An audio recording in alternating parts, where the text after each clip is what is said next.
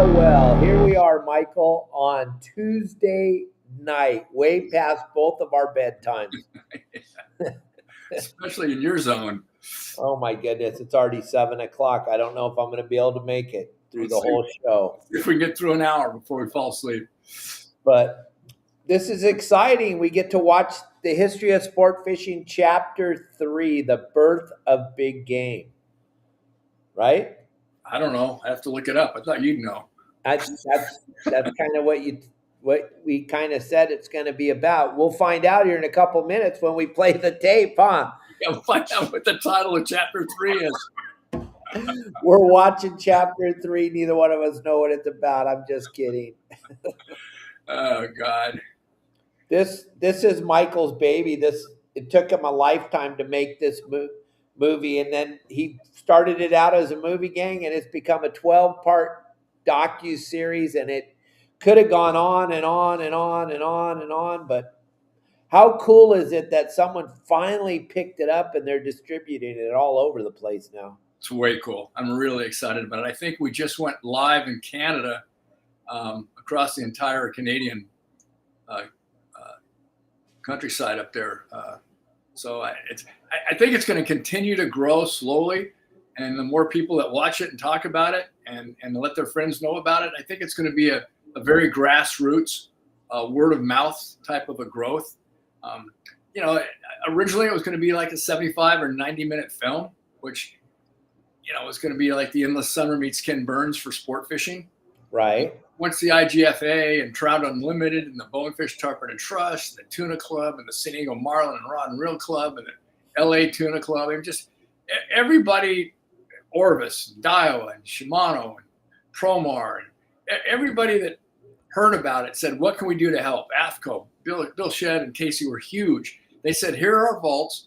Take anything you need out of there. Take anything you can use, and we're more than happy to let you use it. So once those floodgates opened, it quickly changed from a 75-minute feature film to this 12-part, 12-hour documentary series. And hopefully it's just season 1. We'll see what happens. There's so many more stories to tell. We could do a whole hour on the Hansen family, no doubt. Yeah, we could. At least. Yeah, at least an hour. At least an hour, my God. Well, hey, let's see what's going on here. Let's get into this. And then listen, gang. You could hit the like button and the subscribe button. It helps Michael and me out tremendously, gang. Yep. You got to hit that like button, hit that subscribe button. We'll put that up on the screen throughout the movie. We're going to start out watching the movie. Then Michael and I will pause the movie. We'll talk about what we're watching. And anybody that has any questions at all, feel free to ask. Yeah. Just leave your comment on the side. Michael and I can both read them. And if I don't see one that Michael sees, he'll tell you, and we'll stop it, and we'll try to answer your questions, right? Absolutely. We'd love to hear your feelings, comments, questions, anything you got. And this is the guy that made the movie, so if he doesn't know the answer, he can make something up really good.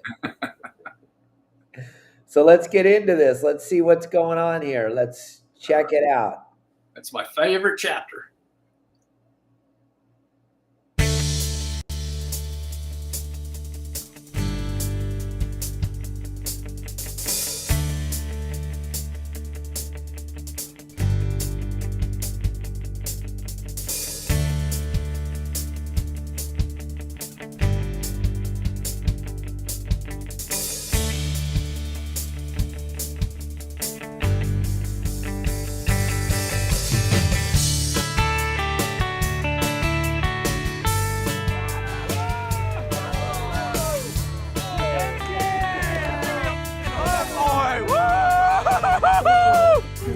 This is the history of sport fishing.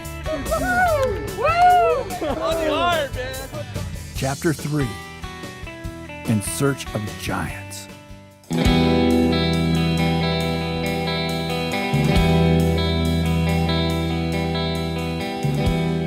earliest days of big game offshore fishing had begun in the late 1800s. The first documented taking of a fish weighing over 100 pounds on a rod and reel was a tarpon caught off the west coast of Florida by William H. Wood in 1885. A few years later, Colonel Clinton P. Morehouse and Dr. Charles Frederick Holder of California's Catalina Island Tuna Club would take giant bluefin tunas weighing nearly 200 pounds. In the coming decade, records would continue to be set and records broken. The first ever broadbill swordfish taken with a rod and reel was captured on August 22, 1913, off Catalina by William Beauchene, weighing in at 355 pounds, which he broke several years later with an astonishing 463-pound broadbill, only to see that record shattered on June 13, 1927 by George C. Thomas III with a 573-pounder. Stories of epic battles with massive fish began to spread around the world. Famous author Zane Grey was responsible for many of these tales. Grey had become famous writing novels set in the Old West, but as an angler since childhood, his favorite subject was big game fishing. His first fishing article was written in 1902, and over the next 3 decades, he wrote dozens of stories based on his personal experiences on the water. None more captivating than his quest to become the first man in history to ever land a fish weighing in at over 1,000 pounds. And that quest took him around the world, from Avalon to Australia, New Zealand, and finally Tahiti. Zane's lifetime goal had been to catch one of the grand billfish of the South Seas. Tahiti was the answer. And upon the fishermen's arrival, they were greeted with open arms. In the 1920s, many of the world's most famous writers found this tropical paradise irresistible. With its warm, tropical breezes and friendly people, stories of Tahiti became legendary. And in all, Zane Grey visited this island a total of 8 times during the course of his life.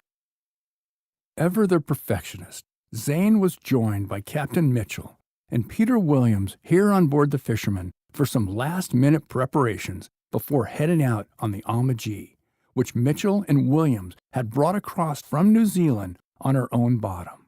As prolific and abundant as the bait was in New Zealand, it was virtually non-existent in Tahiti.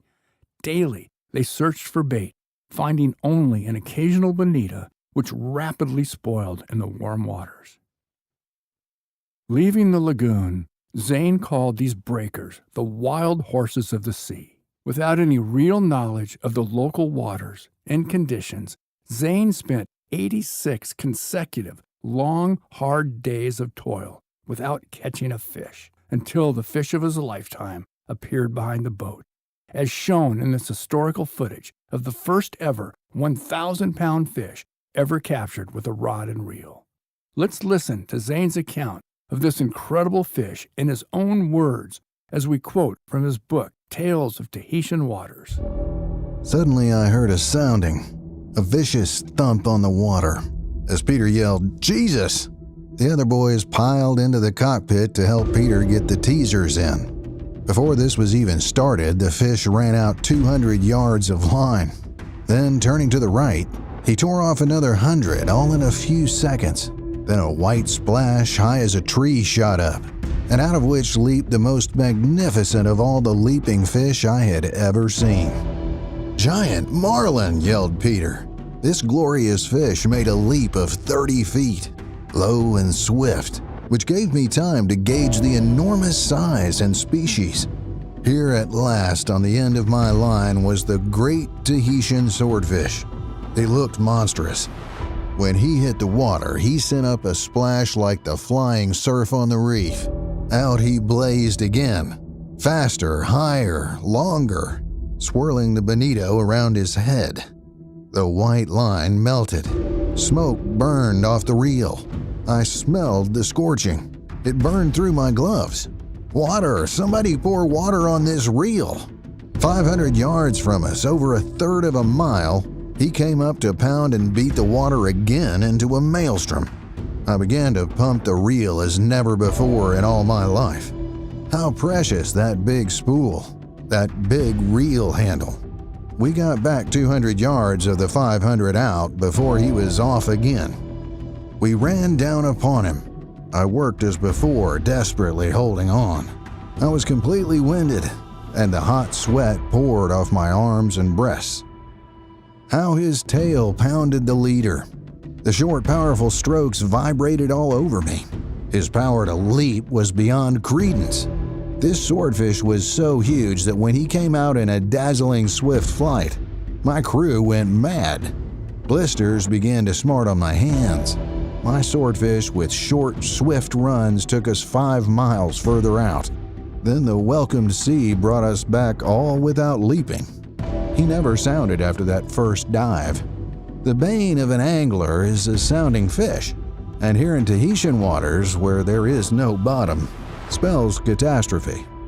The marlin slowed up and took to milling, a sure sign of a rattled fish. I taxed myself to the utmost and spared nothing. In another hour, which seemed only a few minutes, I had him whipped and coming. I could lead him. The slow strokes of his tail took no more line. Then he quit wagging. I heaved and wound. With the end of the double line over my reel, I screwed the drag up tight. Suddenly, I felt tugs and jerks at my fish. "Sharks!" I yelled. "My God, they're on him!" Peter roared. "Rope him, Charlie!" yelled Peter.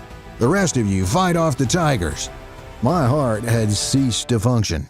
To capture that glorious fish only to see it devoured before my eyes. His beautiful body bitten here and there, but Peter made an attempt to lift him onto the boat, and all 6 of us pulled on the ropes. I could not stand erect, and my hands hurt as we ran for the nearest pass. It took a dozen men to drag him in, and when they at last got him under the tripod, I approached, knowing I was to have a shot. His length was 14 feet 2 inches, his girth 6 feet 9 inches, and his weight was 1,040 pounds. This was truly the crowning achievement.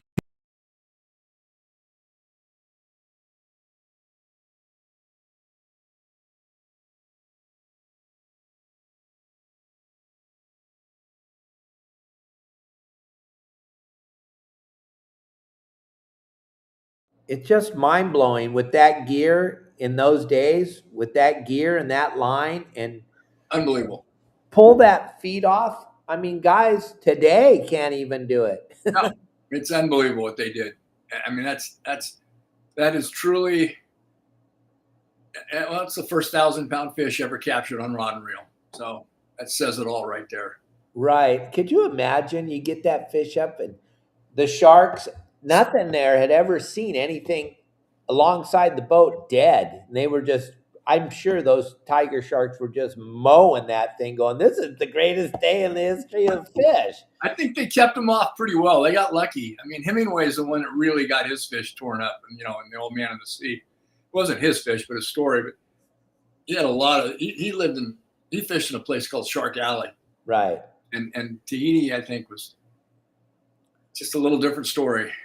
Pretty incredible gang. And Tim Ogilvy said, how bitchin' would it be to see that movie played at the casino, to see this docuseries played at the casino? That would be, we could fill that place up with all the old timers. That's what my dream originally was, to have the feature film premiered in Avalon. So maybe down the road a little bit, I'll work on putting a composite piece together, like a 60, 70, 80-minute film, and we could do it on a big screen. It'd be fun. It'd be so much. Got Avalon now after we did that thing about the deers, but oh, they're gonna love us over there. Absolutely. Oh, yeah. All right, let's watch a little bit more of this. Of Zane Grey's illustrious fishing career. On May 16th, 1930, Zane became the first man in history to ever hook and land a fish weighing over 1,000 pounds. By the late 1930s, big game fishing was becoming well established in the United States. There were now charter boats departing daily for trips along the coastal regions across the country. Most left in the morning and would return by early afternoon, having never ventured more than 20 or 30 miles from land. But following World War II, as fuel restrictions faded into memory and factories turned their focus from war supplies back to consumer goods, sport fishing entered a new era of offshore adventure. Pioneering captains like Tommy Gifford, Kip Farrington, and Bill Poole had been testing out new tackle, boat designs, and fishing techniques, and soon began pushing the limits of what people had long believed was possible. They worked to develop new reels, stronger line, better outriggers, new hulls, and they took their gear further and further out into the open ocean in search of giants, and they found them.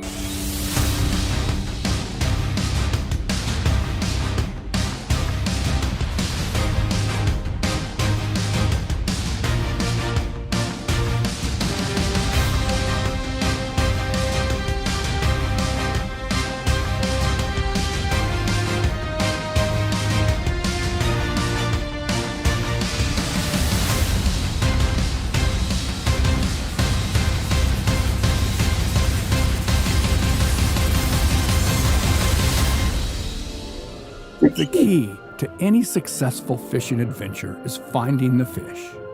As the sport spread from the waters surrounding Florida and Southern California, new destinations were discovered. None perhaps more remote than an isolated little spot on the most western tip of the South American coast.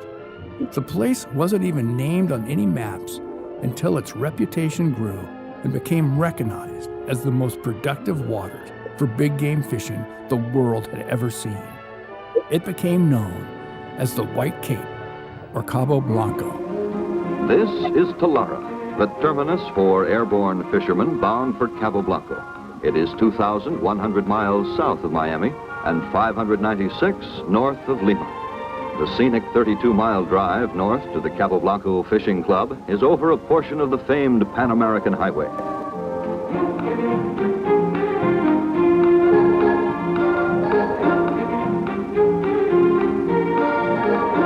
Cabo Blanco, or White Cape, was not even important enough to be shown on maps until a handful of sportsmen who roam the world in search of exciting big fish fell in love with the area and founded the Cabo Blanco Fishing Club. This lovely clubhouse, completed in 1954, is one of the most luxuriant in the world.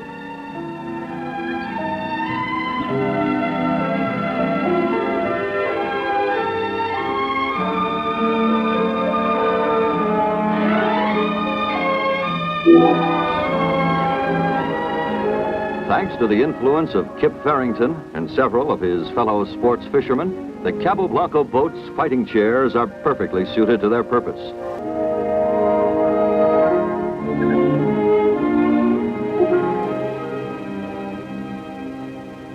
The crew on their mast lookout have sighted a tailing fish. This is a fine broadbill swordfish, estimated to weigh 400 pounds. They make their identification easy by always exposing both the dorsal fin and tail when on the surface. Marlin only rarely show anything but their tail. Of all the big game fish, the broadbill is the smartest and hardest to hook and then hold.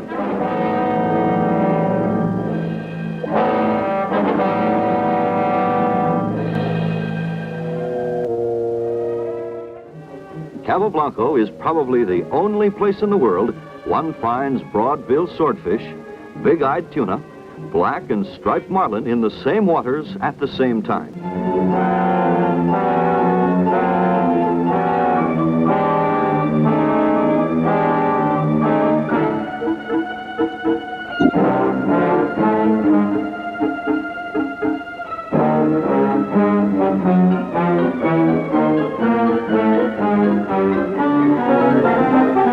This fish, in a mighty jump at the boat, drove its spike into the planking of the hull and broke off the tip. Here, unseen by the guides and from the rear, comes a black martin. This is the greatest of all game fish. The largest to date is a 1,560-pounder caught by Alfred Glassell of Texas on August 4th, 1953. In fact, the New Zealand record of 976 pounds set in 1926 has been broken 40 times here since 1952. Black marlin are masterminds when it comes to their fight. Run after run follows their smashing strike. One can experience all the fishing thrills of a lifetime in a single fight with one of these brave fish.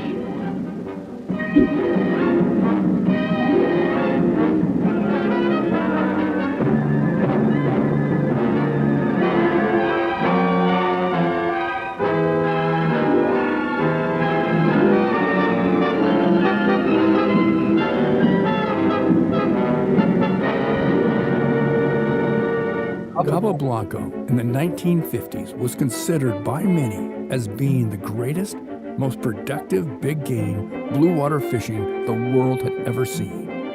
On April 4th, 1952, Alfred Glassell Jr. landed a 1,560-pound black marlin.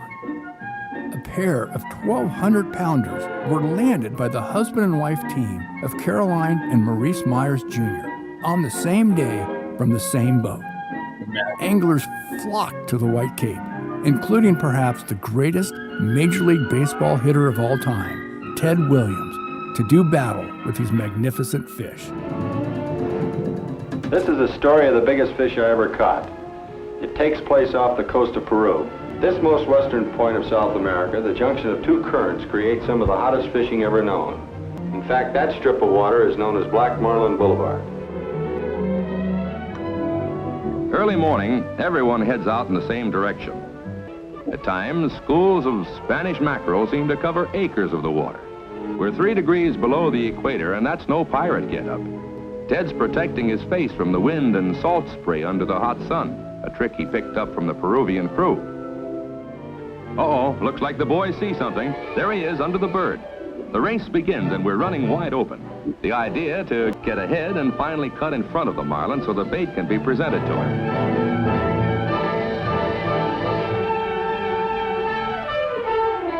He's heading towards the bait now, looking it over. He's got it.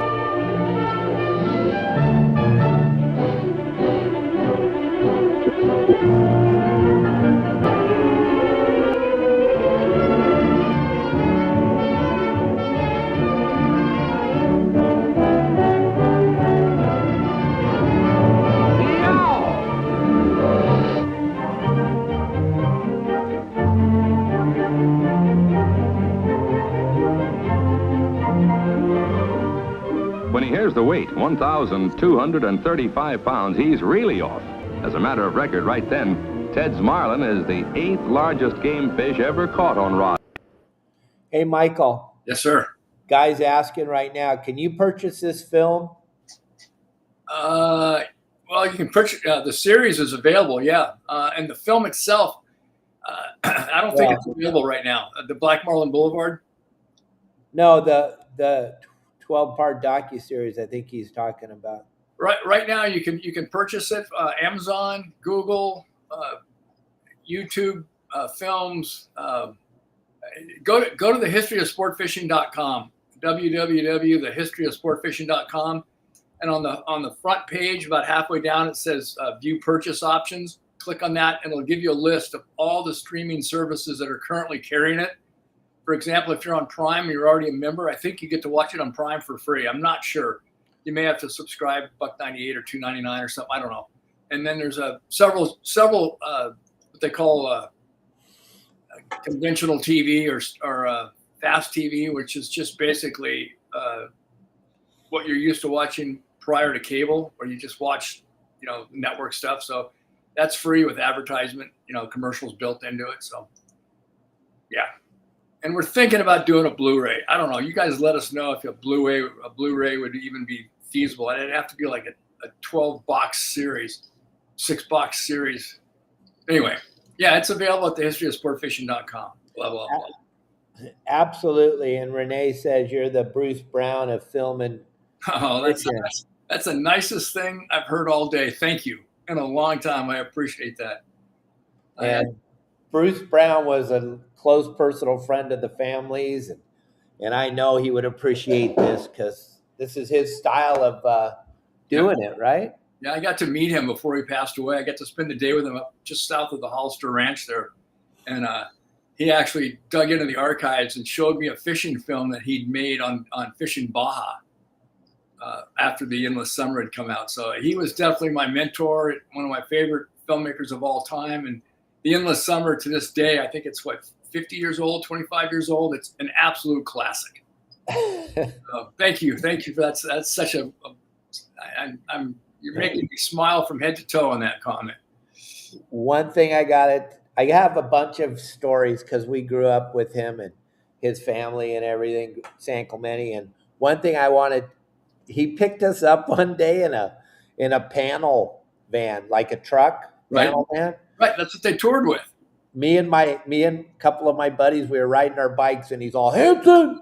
I'm all, yes. He's all, get in. We're not making you ride all the way home. I'm like, wow. So we threw our bikes in the back of the panel van, and I go to get in, and he goes, no, get in the back. And so we get in the back of this panel van. It's pitch black dark. Me and my two buddies in our bikes. And for the next half hour, he drove all over the hills of San Clemente. It was just the most terrifying thing I've ever been in. And he stopped and let us out. He was laughing so hard. He's all, okay, good luck, kids. Goodbye. Didn't even bring us anywhere near our house. Just drove you around, scared the crap out of you. Yeah, we were flying all over the back of that truck. Well, that truck, Dave, I believe it's the same truck that they used to tour with. And when they released this film, they took it back to New York, and all the producers and executives in New York said that's garbage. Nobody's going to watch that. Nobody's going to watch that doesn't live on the ocean or knows what surfing is. And it's a waste of time. So they were turned flat out. Nobody wanted to watch The Endless Summer. None of the networks. So they took it to, God, what is it?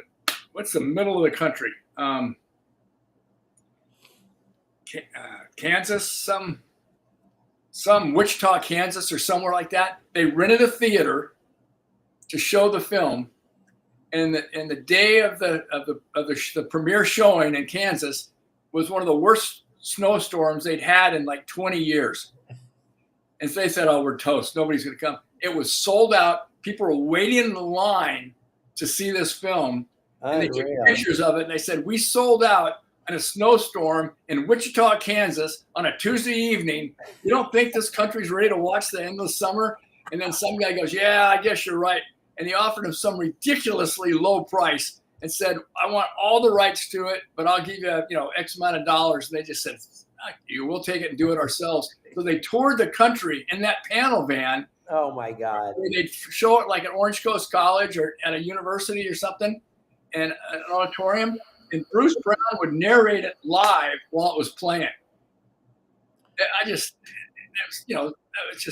so cool. It's such a cool deal. Oh yeah, he would do that in our living room with my dad, and they would joke and laugh and drink beers and talk about. He's all, look at this, Don. Look at this. That's so cool. Yeah. What a great time to grow up in America. The best. Yep. All right, let's watch a little bit more of this, gang. If you guys have any questions, believe me, we are not about stopping this thing and talking. We want you guys to all immerse yourselves in this thing. There's just so much here and so many great stories and great people involved in the making of this. And Michael Folks put it all together. So he's the guy, gang. So this is your big opportunity to ask any questions. Right, Mike? Yes, sir. Why not?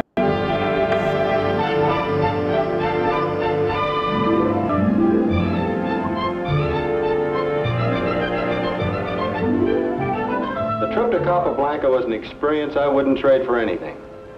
It's always been one of my ambitions to visit the great fishing places around the world. Renowned artists and Hollywood's elite, including Ernest Hemingway, Marilyn Monroe, Errol Flynn, Spencer Tracy, Paul Newman, James Stewart, and Gregory Peck all fished from the Cabo Blanco Fishing Club during its heyday. The merging of the Humboldt and equatorial deep water oceanic currents created the perfect habitat for a massive biomass of bait, which in turn attracted an abundance of game fish. Unfortunately, the commercial seiners discovered that heavy concentration of bait, and within just a few years transformed the waters around Cabo Blanco from the most prolific in the world to nothing but a desert, void of any marine life. Today, the Cabo Blanco Fishing Club still stands, but like the water surrounding it, empty and void of any life. Back in the day, it seemed as if there was no end to the abundance of life the seas had to offer. Massive schools of every imaginable species thrived throughout the waters of the world. Unregulated, the commercial harvests were merciless, wrapping everything that swam in an area and then moving on to the next zone when there was nothing left. The concept of conservation didn't even exist. Fortunately, over the years, wiser minds have begun to protect our seas and inland waters from the wholesale commercial slaughter. We said earlier, one cannot hurt a fishery with a rod, reel, and a piece of string. Today, sport fishermen around the world respect catch limits and practice CPR, catch, photograph, and release, protecting the sport we love so generations to come can know the pure joy and thrill of the sport. Way to go. What a bounce. Sun's up, looks okay. The world survives into another day, and I'm thinking about eternity. Some kind of ecstasy got a hold on me.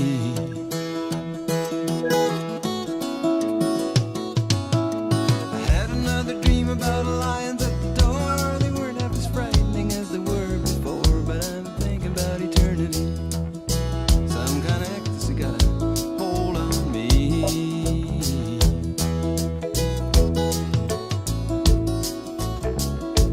Walls, windows, trees, waves coming through. You being me and I'll be in you together in eternity. Some kind of ecstasy got a hold on me. The fish going now. Yeah, the fish Up among the firs where it smells so sweet, or down in the valley where the river used to be. I got my mind on eternity. Some kind of ecstasy got a hold on me, and I'm wondering where the lions are. I'm wondering where the lions are. I'm wondering where the lions are. I'm wondering where the lions are. I'm wondering where the lions are.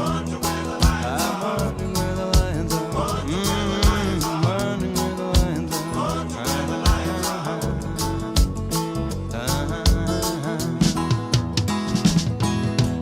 Huge orange flying boat rises off a lake. 1,000-year-old petroglyphs doing a double take, pointing the finger at eternity. I'm sitting in the middle of this ecstasy.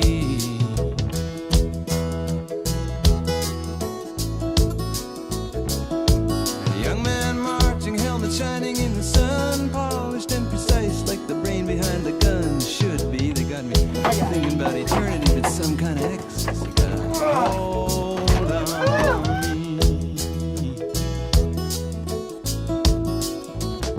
And I'm wondering where the lions are. I'm wondering where the lions are. I'm wondering where the lions are. I'm wondering where the lions are.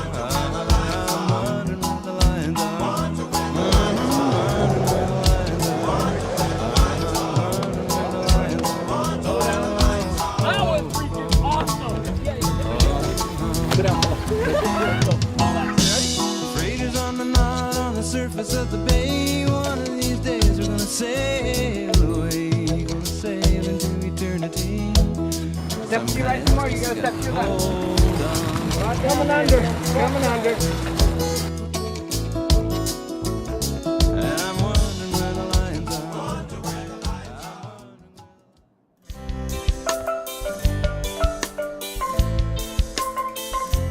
In its earliest years, big game fishing was limited to the passion of the wealthy.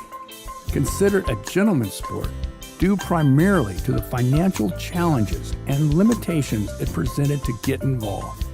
During the 1920s and 30s, Following the Second World War and into the 1950s, the popularity of fishing continued to soar. Many factors played significant roles in the explosion of the sport.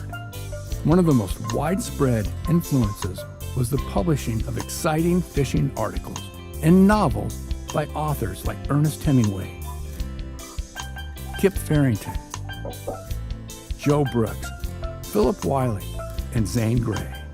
Their novels of big game fishing wove tales of the beauty of the sea, entwined with the personal thrills and challenges of doing battle with magnificent fish. Their masterful storytelling made men and women across the globe want to experience the sport for themselves.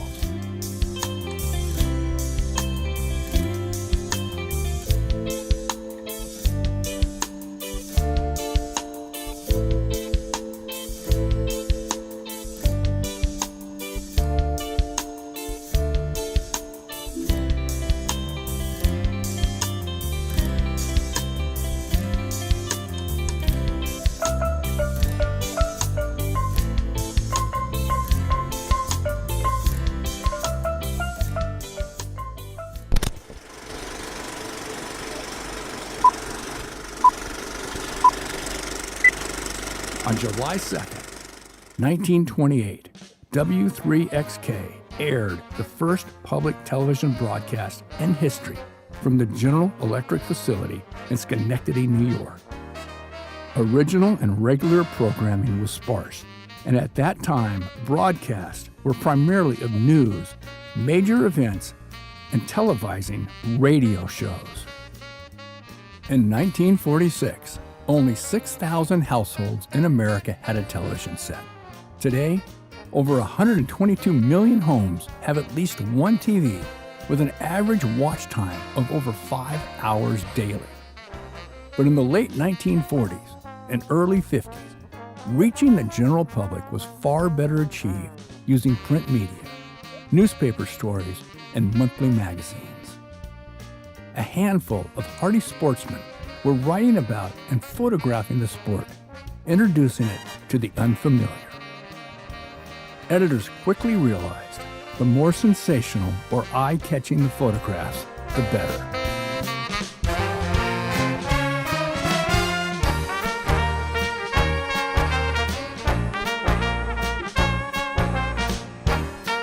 Professionally written stories of hunting and fishing adventures captured the public's imagination.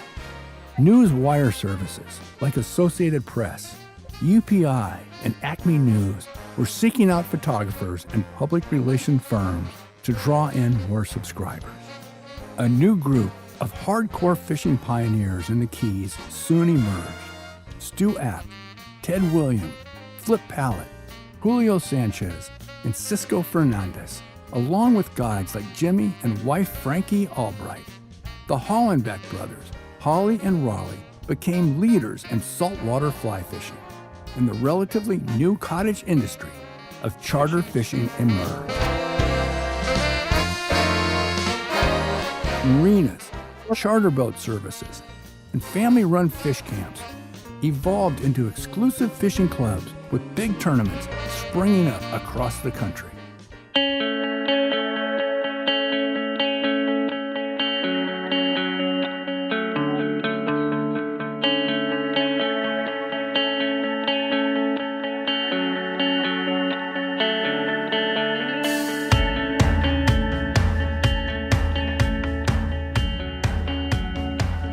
Bragging rights to the newly formed International Game Fish Association, citations and records became highly sought after and led to intense rivalries.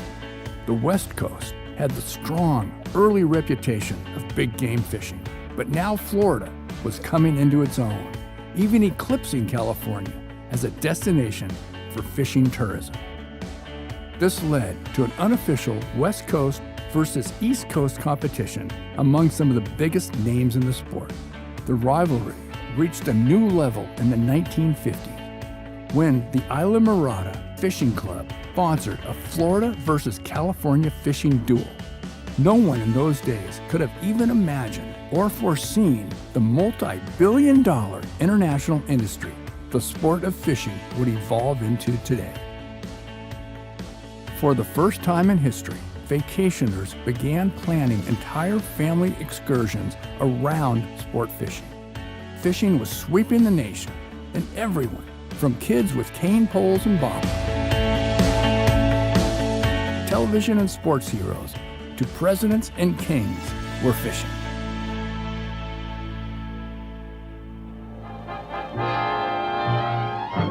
But here you see the new change in American pastimes as the whole family goes out for deep sea fishing. Not just for dad alone and no longer restricted to millionaires. Big game fishing now is attracting new sports from coast to coast.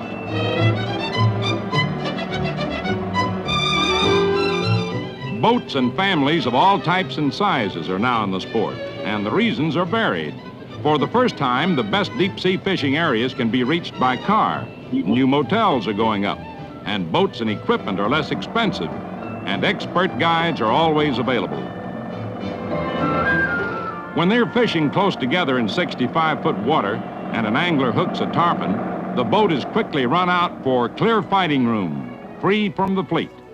The tournament director handles a strike, just for fun. Using the thumb stall technique to drag the paying out line, Dick Knight, the youngest member of Fishing's Hall of Fame, battles an 80-pound Silver King. Since the Silver King is too coarse and oily to be edible, 95% of the landed fish are released.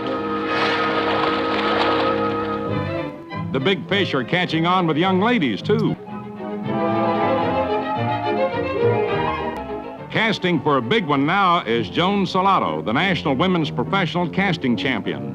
A 115-pound girl, she's battling a 98-pound tarpon on a 10-pound line with a 9-foot 6-ounce fly rod. The weighing rack is always the center of attention, as across the nation, young and old go sport fishing, family style.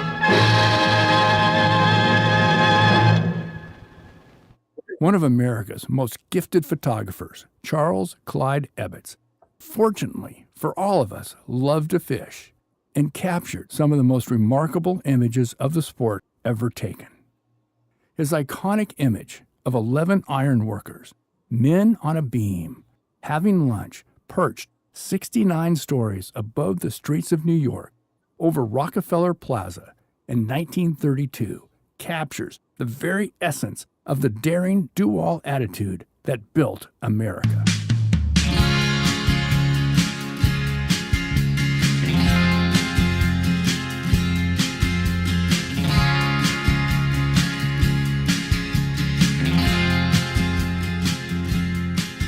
Charlie Ebbets traveled the United States and eventually the world, capturing the sport he loved on film.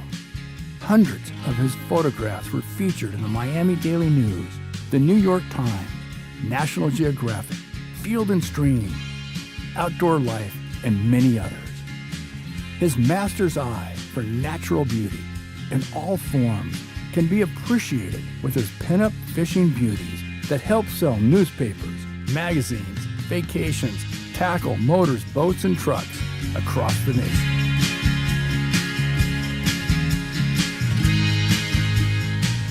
Ebbets fished with or photographed some of the most famous individuals of the time. 3 United States presidents, Dwight D. Eisenhower, Herbert Hoover, and Franklin Delano Roosevelt. Actress Angie Dickinson and sports legends Ted Williams and Sammy Snead. With public relations campaigns and celebrities proudly sharing their love for the sport, fishing's popularity across the country continued to grow as more and more people from all walks of life caught fish fever. Up until now, the fishing industry had been largely unregulated. What was caught and how fishing populations and waters were managed was never even considered until 1849, when the Department of Fish and Game, initially called the Board of Fish Commissioners, was established.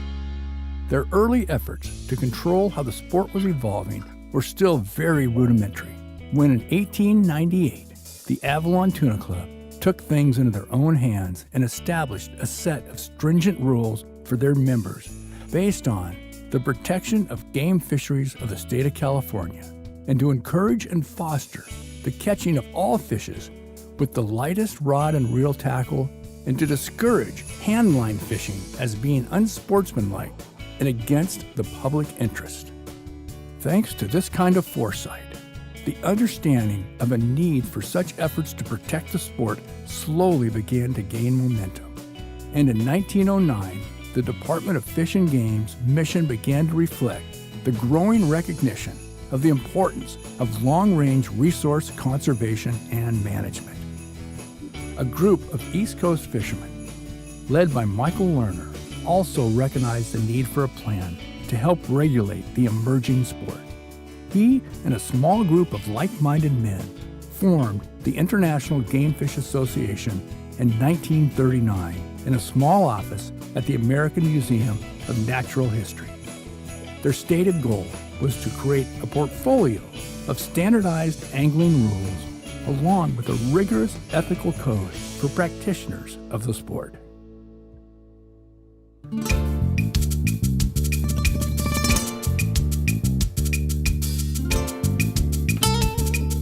While some anglers sought world records, others fished for the pure joy of the sport, and none more so than Ernest Hemingway. Hemingway was one of America's most illustrious writers. He was also one of her most distinguished anglers. He wrote many novels that incorporated his love for fishing into the plot, including Big Two-Hearted River, Islands in the Stream, and of course, The Old Man in the Sea, which personifies the thrills, essence, and heartbreaks of big game fishing.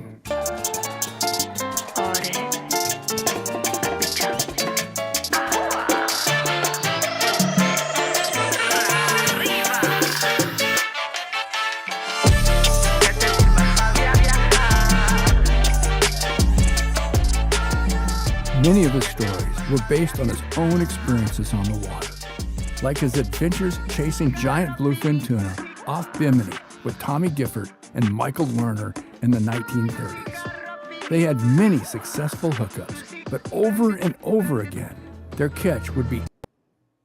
Check this out real quick. Michael. Yeah. See that lower picture? Uh-huh. That's Cubby right there. Yep. With his boss, Linda, over there holding the sign. Right. The largest marlin ever caught by a woman in the Bisbees. That's amazing. There he is right there. He's watching the show right now. Why we were addressing the women on this show and I was watching it, I'm like, I got to get this picture up. So I was been working on that for the last 5 minutes. I wasn't not paying attention, gang. I wanted you all to see what Kevin Cubby Paul pulled off. And he's right here right now. He can say whatever he wants about it, but it's the largest marlin caught by a woman in the Bisbees ever. What a beautiful fish. The second largest fish, period, ever caught in the Bisbees. Jeez. That's Congratulations, man. That is so cool. That is pretty damn cool. That's the history of big game hunting, and Cubby's a big part of it because you can't. There's only been X amount of winners of the Bisbees, and Kevin's right there, and it's the biggest marlin ever caught by a woman and the second biggest fish ever weighed in the tournament. I love it. Pretty epic, and he's one of our buddies, and he's on the he's watching the show right now. That's so cool. It's pretty special. You can't touch that. That's. Oh, and look at that fish is 100 years after Zane Gray's fish, and we're still passionate about the sport. I mean, it's a sport that lasts a lifetime. Yeah. You teach a kid to fish and give him the gift of this sport. He'll treasure it she'll treasure it for the rest of their lives. It's not for everybody, but for those of us that are lucky enough to have been taught when we were young what it's all about, it's ingrained in us like as natural as breathing and eating. Absolutely. It's talking about your shark attacks.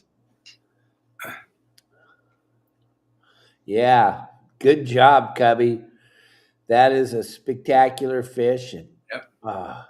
Very cool. Hell yeah. Go Cubby. What did it weigh, Cub? Because we can't really see the...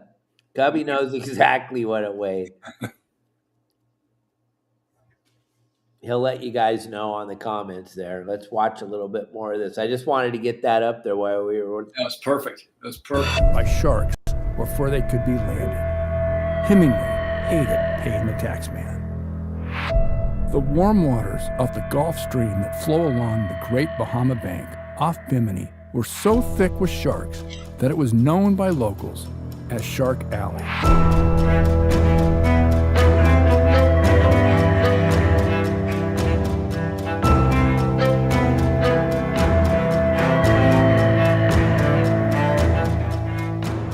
The sharks were so aggressive that when Hemingway arrived in 1935, not one large tuna had ever been brought to the docks intact.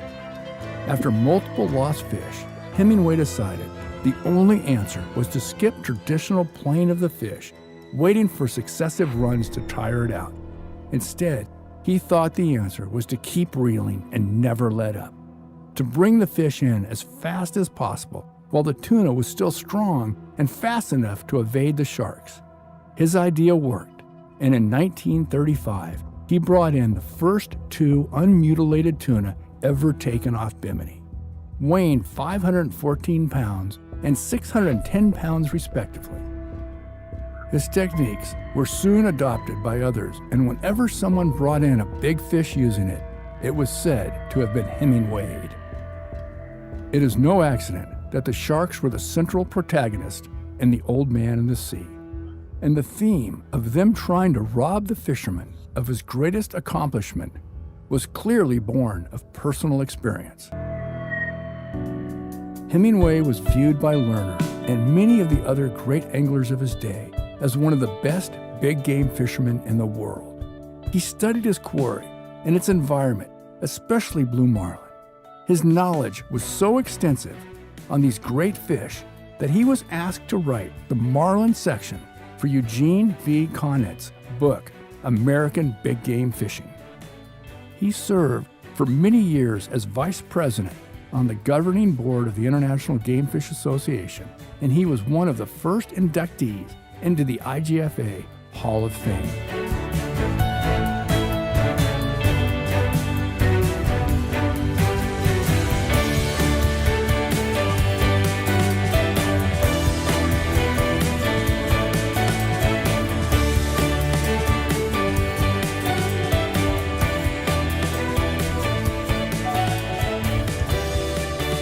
He was friends with Fidel Castro, and during the Second World War, Hemingway petitioned Spurl Brandon, the American ambassador in Cuba, to equip his 38-foot custom wheeler, the Pilar, with machine guns, hand grenades, and a bazooka so he could punch holes in the sides of Nazi submarines.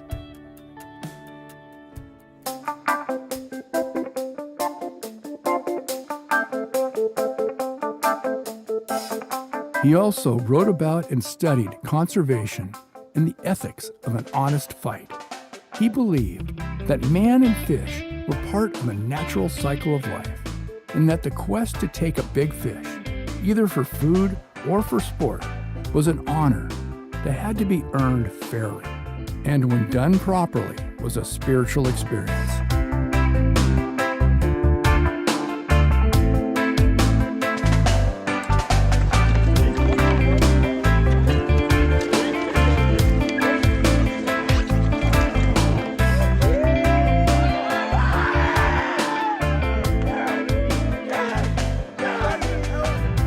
For the past 87 years, his beloved Pilar has been dry docked beside his estate in Havana and has become an unofficial, historical, national treasure.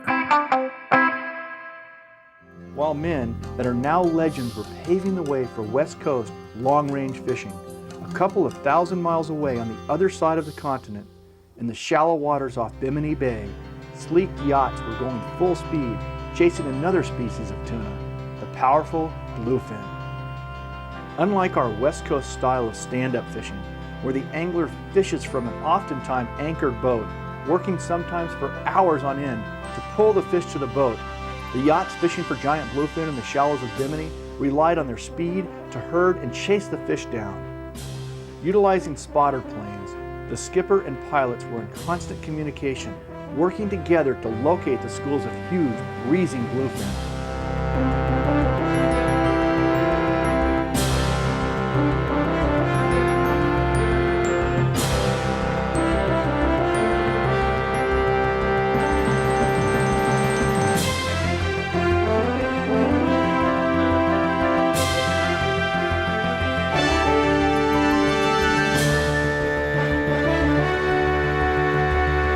Once the fish were located, the planes worked to direct the boats into the area. Bucket-type, sit-down harnesses were used in conjunction with fighting chairs. And as the crew worked to get the angler harnessed in, the boat raced to get ahead of the school and into position.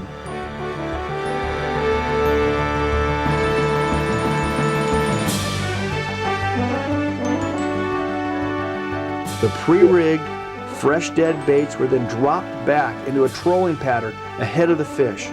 Once the tuna picked up the scent, it didn't take long to get bit, as the whole school would turn and charge the bait.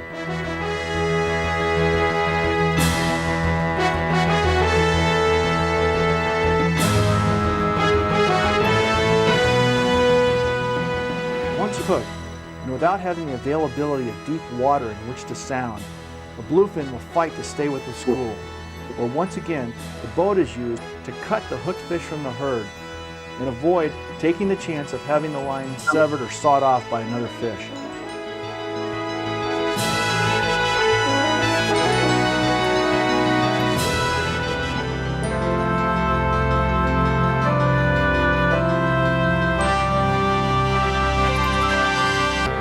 Once the fish is stopped, the boat then goes into full reverse, and the angler starts grinding away furiously just to keep the line out of the props. With the tackle that was available at the time, backing down was practically the only way to keep from getting spooled and preventing the fish from streaking for the deeps and disappearing over the edge. Given the exceptional quality of the stand-up gear, 2-speed reels, and tackle that we have available to fish with today, many expert anglers believe that backing down on a fish with today's gear denies the angler the true experience of sport fishing. Whenever you back down on a fish, 2 things take place. First of all, the boat ends up doing the vast majority of the work. And secondly, and by far most importantly, when backing down, you have virtually taken the rod and reel out of the hands of the angler and end up denying him the ultimate experience of going one-on-one with the fish.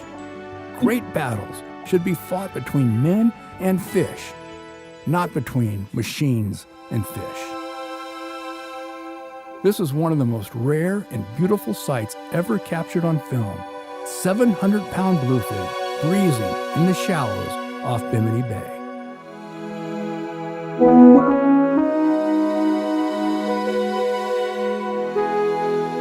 Throughout time, wherever the battleground and whatever the species, there are extraordinary moments that occur when you fish that no other sport can offer.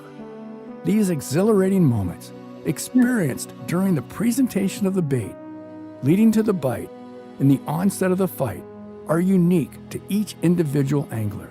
And when they happen, everything else around you dissolves. And as fleeting as these moments are, without a doubt, they are what sport fishing is all about. They happen almost simultaneously, and without having the rod and reel in your hands when they happen, you are missing the core experience of what fishing is all about. It's what drives most of us out on the waters to begin with. Next time you feel your bait getting picked up, and you lean back to set the hook, and you feel the fish take off on that first incredible, mind-boggling run, take a deep breath and check in with your soul. I think you'll know what everyone is talking about. Absolutely. You couldn't have said it any better. And Cubby, we couldn't not show that picture. It meant everything to me to make sure that we show that. And Michael's reading these comments too, gang. Thank you very, very much. No, we're not in Florida. I'm in Cabo San Lucas. Michael's on the west coast of California in a place called Laguna Beach. You see these questions here, Michael? I don't. They're not coming up, Dave. Okay, let's see. A lot of nonfiction was based on the experiences of Hemingway. Yep, that was very nice of you to share that. A big shout out to all the lady anglers. Linda Williams caught that fish. It was 774 pounds. She spent 1 hour and 43 minutes in the cockpit, and he caught it on a custom lure, and that was from Cubby. And Cubby says, please, thank you, Michael, again. Thank gosh for the industry has him. Oh, thank you for sharing those pictures and that memory. And guys, Michael sums it up perfect right here at the end. And we're going to go for about 10 more minutes here. But this is what it's all about. And to think that there are actual entities, and there may even be some watching this show that want to stop people from fishing. That's absolutely unbelievable, Michael. I know. Don't even get me started. I'm feeling too good to talk politics right now. No, I know. We just got to let everybody know we got to keep this fishing thing going, gang. The way that it makes you feel right now, and all of you that are watching, this is real. It's real. You get a real feeling. It's unbelievable.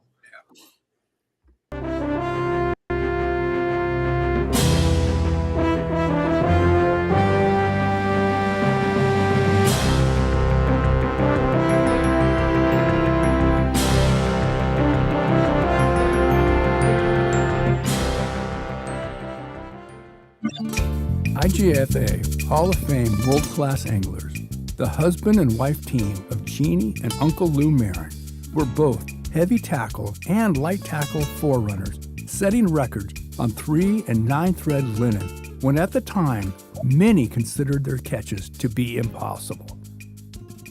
In 1954, Jeannie set 4 IGFA records for striped marlin on 20, 30, and 50-pound line and a 772-pound swordfish that to this day remains the IGFA 80-pound class and the largest broadbill ever caught by a woman.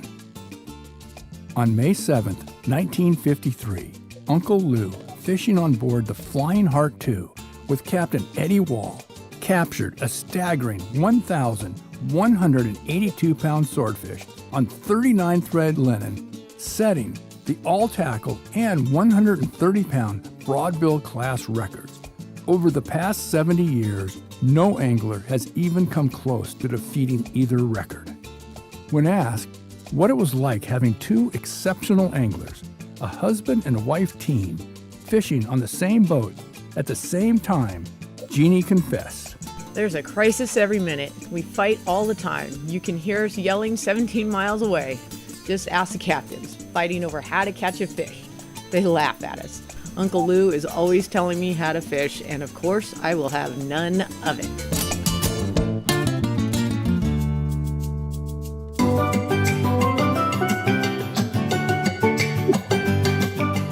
Ernest Hemingway personally called Sarah Chizzy Farrington to congratulate her when she became the first woman to catch a broadbill swordfish off the coast of South America. In 1935, she was the first woman to ever catch a giant tuna off Nova Scotia, and she was also the first woman to catch 2 marlin in one day. And in 1941, she was also the first woman to ever capture 2 broadbill swordfish in a single day, hauling in a respective 396 and 659 pounder within hours of one another. She set an astonishing 11 IGFA world records and published her 1951 book entitled Women Can Fish, which offered the only extensive account of women anglers of her time.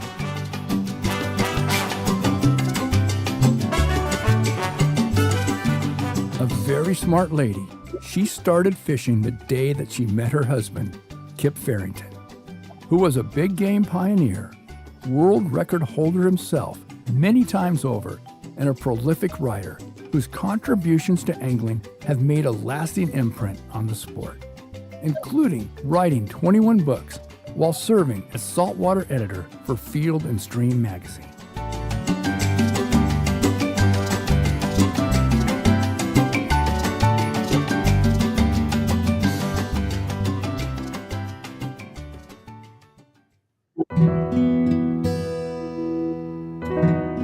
Fishing is a sport that has grown in form and function like no other. Its origins were born from our most basic instincts, our necessity to eat to survive. But the excitement of the quest and the epic challenges of man versus nature soon transformed it from a necessity into a source of pure joy. That joy became the driving force behind many of the advances in big game fishing. From lone anglers tinkering in their garages to industry leaders with state-of-the-art factories, men and women put their passion into play, inventing better ways to fish. Whether it be a 6-ounce trout or a 600-pound marlin, the thrill of the catch motivated these pioneers to keep pushing the limits of what was possible. Each development, from new materials for lines to stronger rods to changes in gear ratios on their reels, opened up countless new possibilities. But no matter how advanced the tools of the trade, the basic challenge of man versus fish will remain true to its core. A battle fought immersed in the beauty of nature, a battle that comes down to a single angler and a single fish. Hemingway loved big game fishing as much as anyone who has ever taken to the sea. And in a single sentence, he sums up what the sport of fishing is all about. If you land a big tuna after a 6-hour fight him man against fish until your muscles are nauseated with the unceasing strain. When you are finally able to bring him alongside the boat, green, blue, and silver in the lazy ocean, you will be purified and will be able to enter unabashed into the presence of the very elder gods, and they will make you welcome. Hemingway touched, taught, and inspired people far beyond the angling public about the joys, thrills, heartbreaks, and transforming experiences gifted one's soul when fishing the blue water.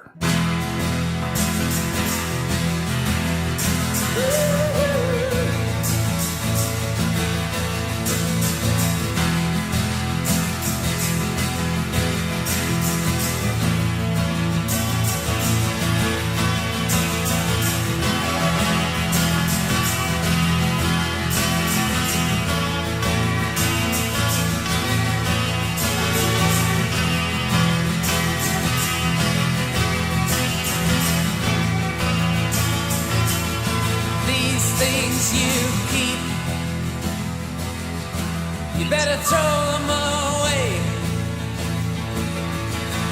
You want to turn your back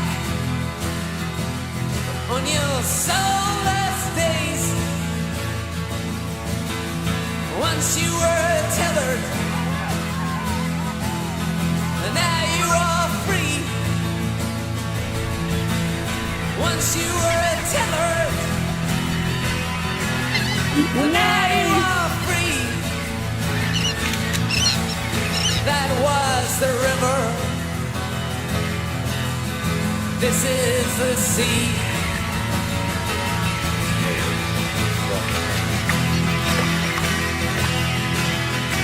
Bucket list, check. And now if you're feeling weary, if you've been alone too long, or maybe you've been suffering from few too many plans that have gone wrong, and you're trying to remember how fine your life used to be. Running around banging your drum like it's 1973. Well, that was the river. This is the sea.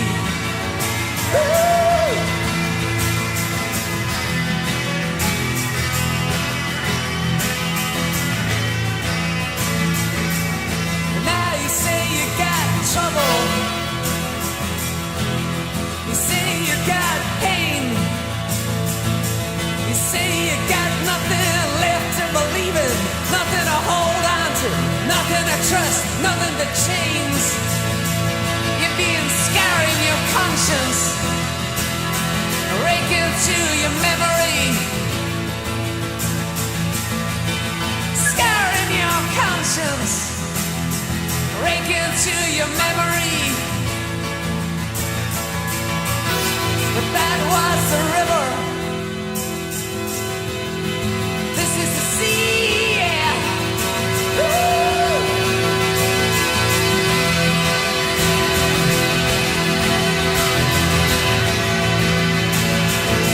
Now I can see you wavering as you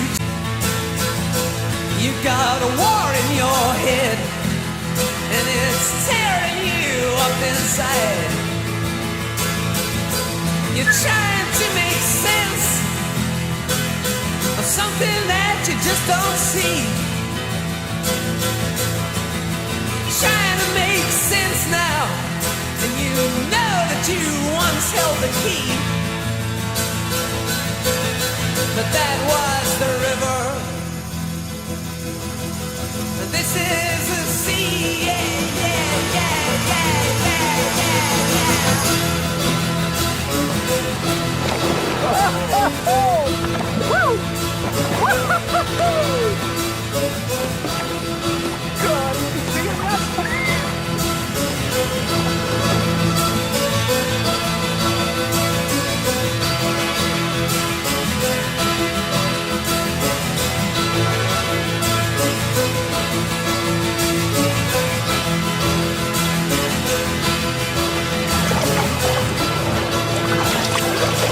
God, they're beautiful.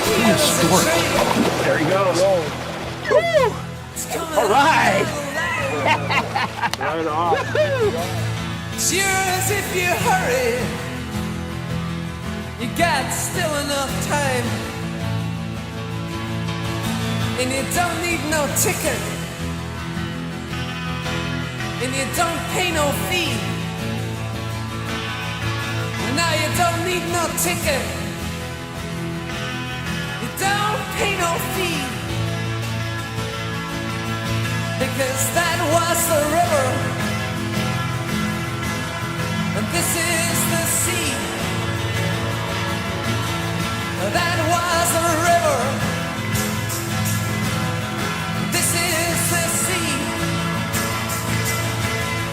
That was the river,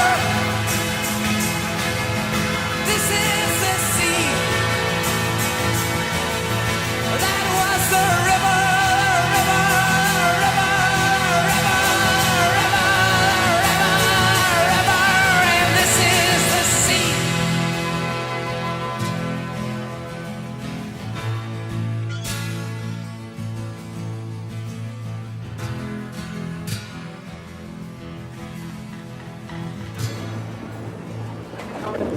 I'm winding up all day. Okay. Oh my God! You want to tag it or not? No! Wind it up! It won't release! Perfect release. Oh, beautiful. What a fish.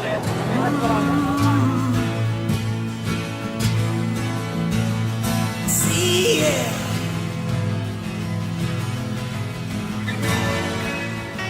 Behold the sea.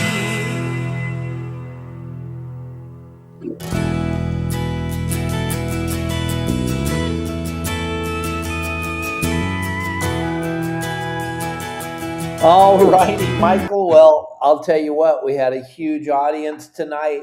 Pat, thank you very much. Always a pleasure to have you on the show. Pat Lyon said, great show, Michael. Thanks for sharing. 420 fishing, your kind of fishing. He says, incredible show. Watching from NorCal, definitely buying the show. Great. Thank you very much. And Night Rush says, yes, great show. Thank you. Thank you so much.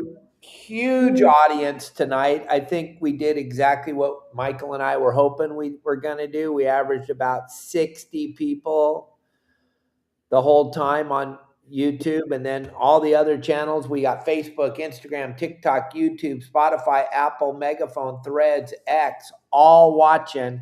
We don't know those numbers. They haven't come in yet, but I think this 6 o'clock watch party is a hit.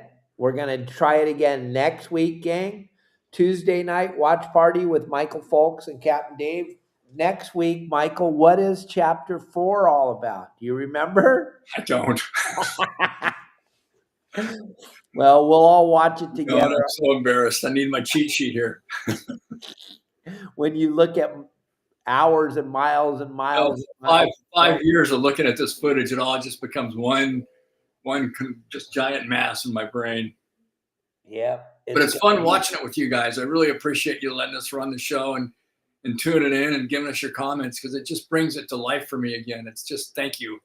Thanks for allowing us to do this. I really appreciate it. We couldn't do it without you. And yeah, we're gonna set the event. We're gonna do all that for next week, for Tuesday night, 6 o'clock viewing party. You're all invited to watch part 4. And if you guys have watched part 1, part 2, and part 3, it's absolutely just that kind of thing going on the whole time.